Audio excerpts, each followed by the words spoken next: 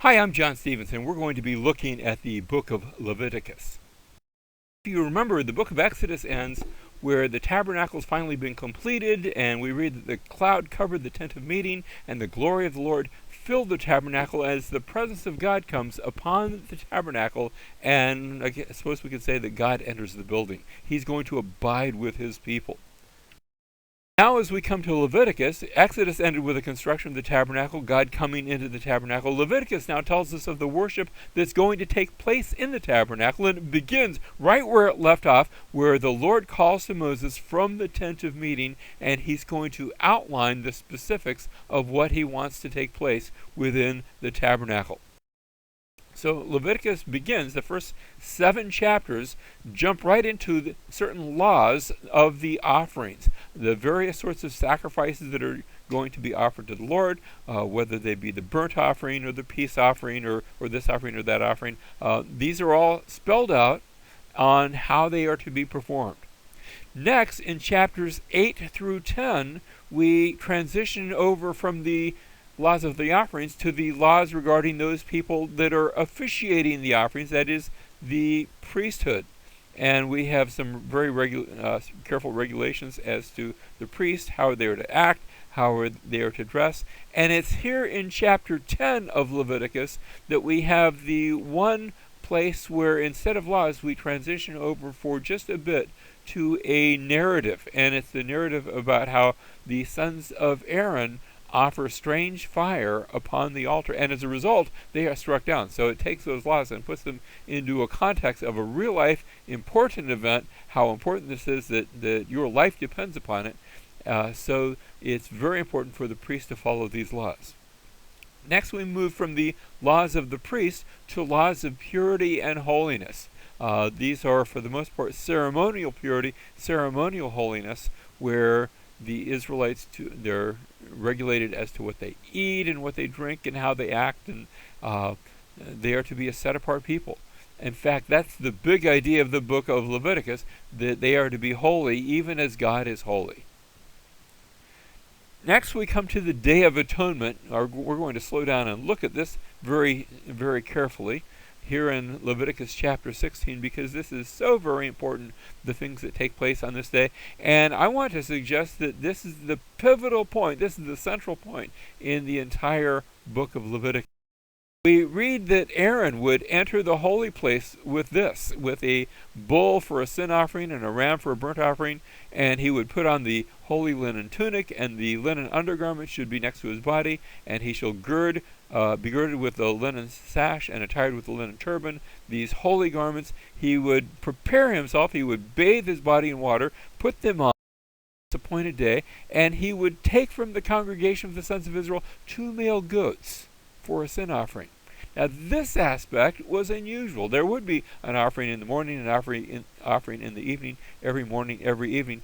But on this day, in addition to those regular offerings, 2 male goats are taken for a sin offering and 1 ram for a burnt offering. And then Aaron would offer the bull for the sin offering. That's his, as per normal, which is for himself, that he may make atonement for himself and his household. He was to make atonement. He was to make covering for himself. We go on to read that he would take the 2 goats and present them before the Lord at the doorway of the tent of the meeting. And Aaron shall cast lots for the 2 goats, 1 lot for the Lord and the other lot for the, notice this term, the scapegoat. That's actually a term that's entered our English language as a figure of speech, but it really comes from the biblical text. The idea of the scapegoat, the goat of sending away, the goat of blame. And verse 9 tells us that Aaron shall offer the goat on which the lot for the Lord fell and make it a sin offering. So he takes 2 goats. 1 goat is going to be sacrificed, and the way you determine between these 2 goats is that a lot is cast. That sounds a little bit familiar to us. Remember how Jesus was taken, and at his trial he set up, and Pilate asked the question, whom shall I release? He doesn't cast lots, but he leaves it before the crowd, and they cry out, release to us Barabbas. And 1 is released, and 1 is taken and put to death. Now the question that we have 2 goats. Who do the 2 goats let me ask you, and this is going to be a trick question, I'll tell you ahead of time. Which goat represents Jesus? And of course the answer is that they both represent Jesus.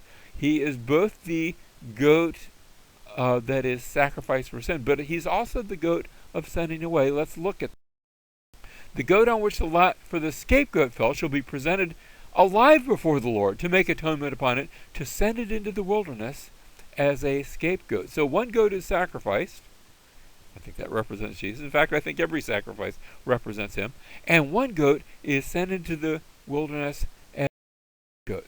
Moreover, he shall take some of the blood of the bull and sprinkle it with his finger on the mercy seat on the east side, and in front of the mercy seat he shall sprinkle some of the blood with his finger 7 times. Perfect number, perfect offering. And then he shall slaughter the goat of the sin offering, which is for the people, and bring its blood inside the veil. So now Aaron, the high priest, would pass through the veil into that place where he was only permitted to go this one time each year, into the Holy of Holies, and he would do with its blood as he did with the blood of the bull, and sprinkle it on the mercy seat. That wooden box overlaid with gold, upon which were the statue of the 2 cherubim, these 2 mighty angels, that represented the very throne of God. And upon that throne of God, notice it is called the mercy seat, the place that finds mercy. As blood is sprinkled upon the top of the Ark of the Covenant, that seat becomes, instead of a seat of judgment, it becomes a mercy seat, a place where mercy is found. And when he goes to make atonement in the holy place, no one shall be in the tent of meeting. Nobody else was allowed in there until he comes out, that he may make atonement for himself and for his household and for all the assembly of. Then Aaron shall lay both of his hands upon the head of the live goat, and confess over it all the iniquities of the sons of Israel, and all their transgressions in regard to their sins. And he shall lay them on the head of the goat, and send it away into the wilderness by the hand of a man who stands in readiness. That second goat would be taken outside the camp, and it would be taken out into the wilderness, bearing the sins of the people out into the wilderness.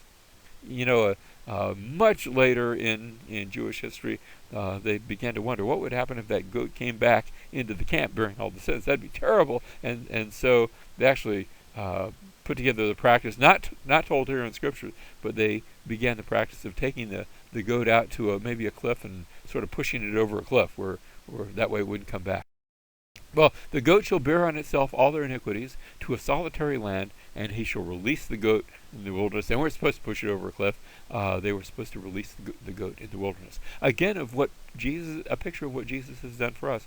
He took our sins upon himself, and he took them, we could say, to a distant land. He took them away as far as the east is from the west. It's certainly a picture of the cross. Now, we saw the Day of Atonement. That's that day on which the high priest enters the Holy of Holies. He sacrifices both bulls and goats, a picture of what Christ has done. Not that he entered a holy place made with hands, but into heaven itself, bearing our sins with his own blood, not the blood of bulls and goats. But then after this, as we come to chapter 17 now, we have more laws of holiness. I want you to see a certain pattern, a certain symmetry that takes place. It's in these laws of holiness that we read in chapter 18, none of you shall approach any blood relative of his to uncover nakedness. I am the Lord. And we have certain laws here, especially in chapter 18, laws of sexual purity.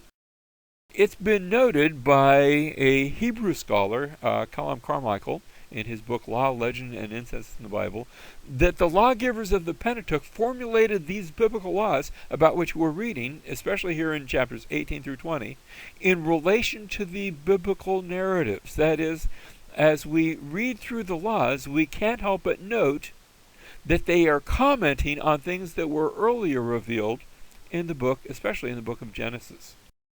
So that we have a law in Leviticus 18 verse 7, you shall not uncover the nakedness of your father. And we cannot help but go back to Genesis and think about how Ham looked upon the nakedness of Noah. And remember, there was a big curse over that where Canaan was cursed. And not only that, but Lot's 2 daughters sleep with their father. They uncover the nakedness of their father.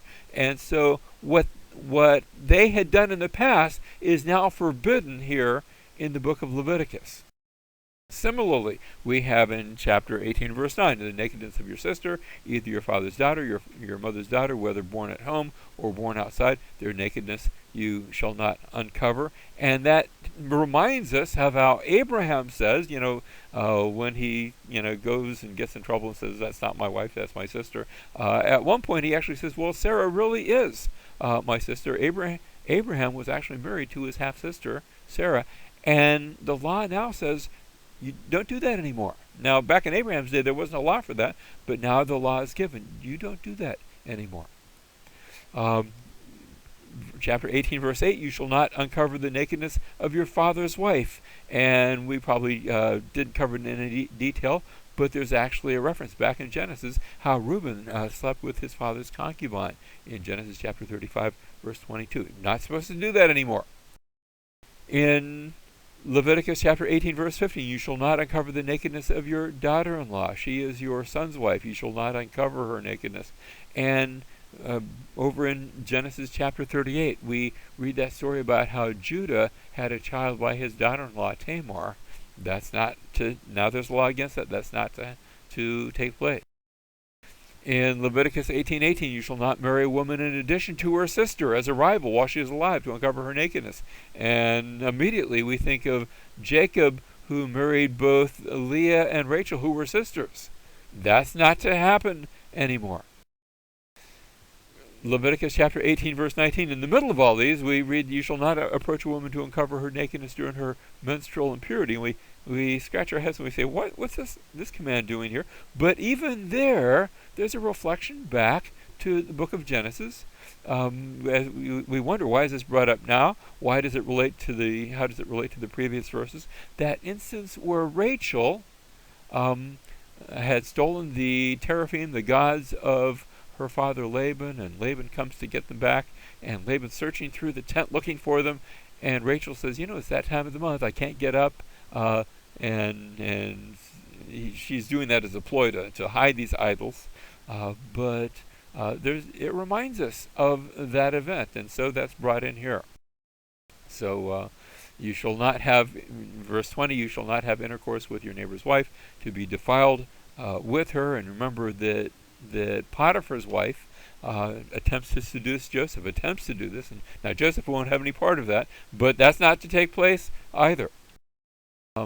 You shall not give any of your offspring to offer them to Moloch, nor shall you profane the name of the Lord your God. I am the Lord. And now that was a thing that was going on. It's not mentioned anywhere in Genesis, but it was going on in the ancient world. And yet, I can't help but think of a time where there's no offering to Moloch, but where Abraham is told to take his son Isaac and offer him as an offering. Now he doesn't do it. God stops him before he can actually put Isaac to death. But just in case you think you're to go and do likewise, notice you're not to be doing that sort of thing. So, Leviticus mentions offering children to Moloch, and Abraham, when he offers Isaac to the Lord, now you're not told you're not supposed to offer anything to the Lord, but the Lord's not going to be calling for that kind of sacrifice anyway. Unless you be tempted, you should engage in the false practices of the Moabites or those other civilizations and cultures that live in the land of Canaan. You shall not lie with a male as one lies with a female. That's an abomination. And this reminds us of how the men of Sodom attempted to rape Lot's angelic visitors who they took for men. They're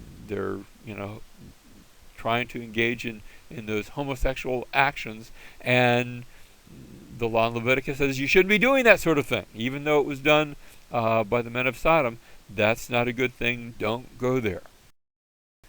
Do not defile yourselves by any of these things. This is a summary statement. For by all these things the nations which I am casting out before you have become defiled. These were practices that you could find throughout the ancient world.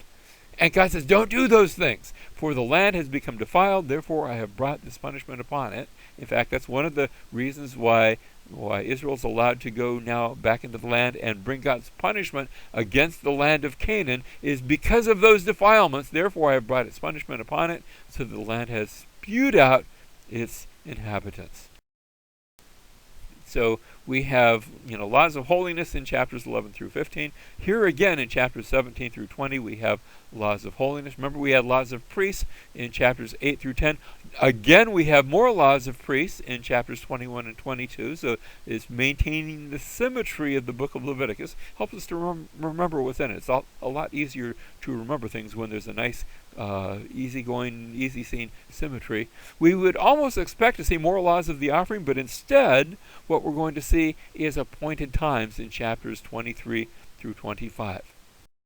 Those actually begin with the Sabbath, and then building from that, we have a number of feasts. 4 of them take place in the spring, and I guess Pentecost is sort of the late spring, early summer. But I'm going to keep that in just with the category of spring. And then 3 of those will take place in the fall, the last 3, the Feast of Trumpets, the Feast of Atonements, and the Feast of Booths. So we begin first with the Passover. And the Passover commemorates the Israelite deliverance from Egypt as as God had brought the plagues upon Egypt, and the very last plague was the plague of the death of the firstborn. You remember that the angel of death passed over those homes which had the blood applied to the doorposts and the lintel, and so this commemorated the deliverance from Egypt. The Passover was to be on the first month, the 14th day of the first month, which correlates to our time in the spring. They're not beginning their year in January; they're beginning it with a lunar calendar. It's around what we call March or April.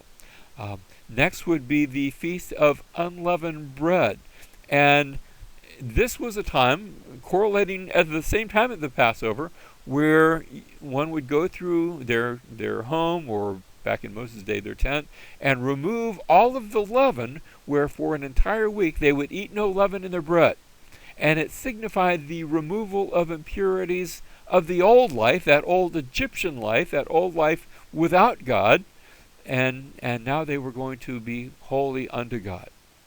Also at the same time, in fact, it would take place on the very first day of the week, the day after the Sabbath, following the Passover, would be the Feast of First Fruits, where the first of the land, the first fruits of the promised harvest hadn't come yet, but the very first of the land would be taken and offered before the Lord, and this was a promise of new life to come.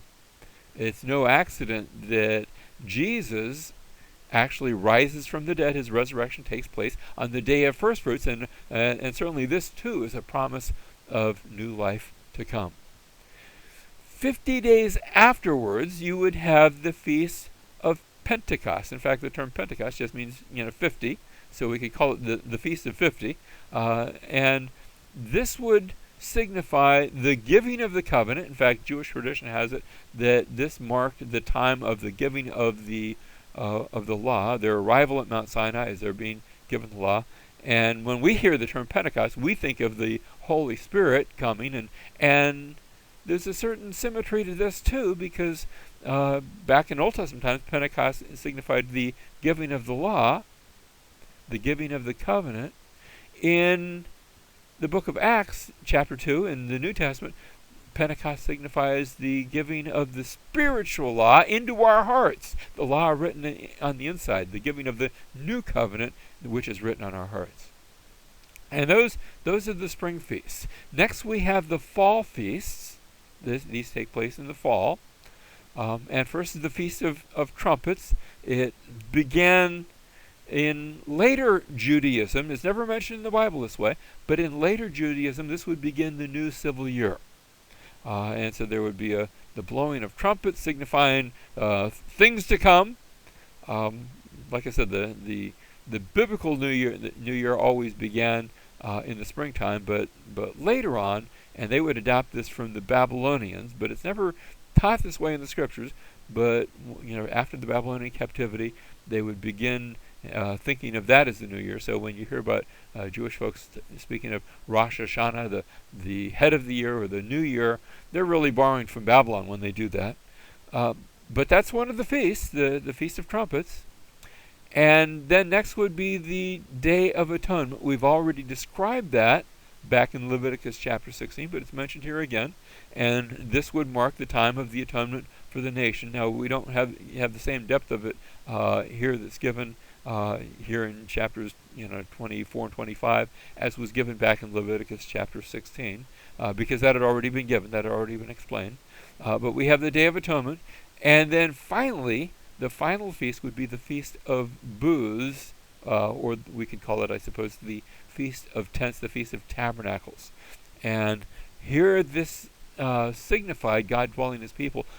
For 1 week, the Israelites would, now right now they were in their tents, but this was going to be a perpetual feast, so that when they come into the land, even though they're going to build permanent dwellings, permanent houses, for a week, for this particular week, they're going to move out of those houses, and they're going to live in booths. They're going to live in tents. They're going to live in temporary dwellings, as a reminder of the time when they were without a home, and without a land, and without a country, and also about that time how God had come and dwelt in a tent with them, where God was dwelling with his people. We read in John chapter 1, verse 14, how the Word became flesh and dwelled with us. That is, we could say he tabernacled with us. And we beheld his glory, the glory as of the only begotten Son of God. So we see that in the way that Jesus came, and he was God who tabernacled with us. Now, we've seen this perfect outline of Leviticus, going from laws of the offering, laws of the priest, laws of holiness, Day of Atonement, again more laws of the priest, again more laws of holiness, more laws of the priest, and finally appointed times. And we expect the symmetry to be unbroken there, but we come to the last two chapters, chapters 26 and 27, and we have one more section, and we're calling it penalties and vows. And when I first started teaching the Bible, when I first started teaching the book of Leviticus, I used to say, pointing out this outline, I used to say, well, that's sort of an appendix. Well, let me say I was wrong. It's not an appendix. It's really the big so what of the entire book. Very, very important. The Lord says in Leviticus chapter 26, verse 3, if you walk in my statutes and keep my commandments, I will give you rain, the land will yield its produce, the trees of the field will bear fruit, you will eat your food to the full, I'll grant you peace, you'll chase your enemies, I will make you fruitful and multiply you, and I will dwell with you. That's sort of as good as it gets. I'm going to do all those wonderful things, and that's verses 3 all the way to around verse 13. As long as you obey me, I'm going to do all those things. However, if you do not obey me, some bad things are going to take place. He says, if you do not obey me and carry out all these commandments, I'll appoint over you a sudden terror, consumption, and fever. You shall sow your seed uselessly. You shall be struck down before your enemies. Those who hate you will rule over you. You shall flee when no one is pursuing. All bad things. And if you turn back to me, then I'll stop all those things and we'll go back to the blessings. But if you don't, if you continue, if after these things you do not obey me, I will punish you 7 times more, and I will break down your pride of power. Your strength will be spent uselessly. Your land will not produce its produce. The trees of the land will not yield their fruit. In other words, you thought it was bad before, it's getting worse. And if you turn back to me, then everything's good again, and we'll go back to all those blessings. But if you don't, it's going to get a lot worse. If then you act with hostility toward me and are not willing, I'll increase the plague 7 times. Notice 7 times, 7 times, 7 times. I will let loose among you the beasts of the field. They shall bereave you of your children and destroy your cattle. If you turn back to me, because that's the intent of all this, is to make you come back to me, then I'm going to bless you again. We're going to go back to those blessings. But if you don't, yes, you got it right. If by these things you're not turned to me, I'll strike you 7 times. I'll bring upon you a sword. I'll strike you with a pestilence. Your bread will be rationed. Notice how it's getting worse and worse and worse. 7 times 7 times 7. If you turn back to me, we'll go back to those blessings. But if you don't, it's going to get a whole lot worse. If in spite of this you do not obey me, I will punish you 7 times more. You shall eat the flesh of your sons and daughters. Cannibalism. I will cut down your high places. I will lay waste your cities. I will make the land desolate. And finally, here's the ultimate. Here's how as bad as it gets. I will scatter you among the nations, and you will perish among the nations. At the very climactic part of all of these and their curses, They're curses that God is calling. If you don't obey me, here's the curse I'm going to bring upon you. The worst, the climactic curse, is when God says, I'm going to take you out of the land. I'm going to take you out of the place where my presence is, where I've been dwelling with you, where I've been tabernacling with you. I'm going to take you out of that, and I'm going to put you out among the nations, and there you will die. The nation will cease to exist. That's really the story of the rest of the Old Testament. And yet it doesn't end here. Even here there is a place of hope. If they confess their iniquity, or if their uncircumcised heart becomes humbled, God says, I will remember my covenant. I will remember the land. I will not reject them to destroy them. I will remember for them the covenant with their ancestors, and I'll bring them back into the land. That's it. That's the story of the Old Testament. And it's laid out here in Leviticus chapter 26, where we see the plan and program of what God is going to bring about for his people.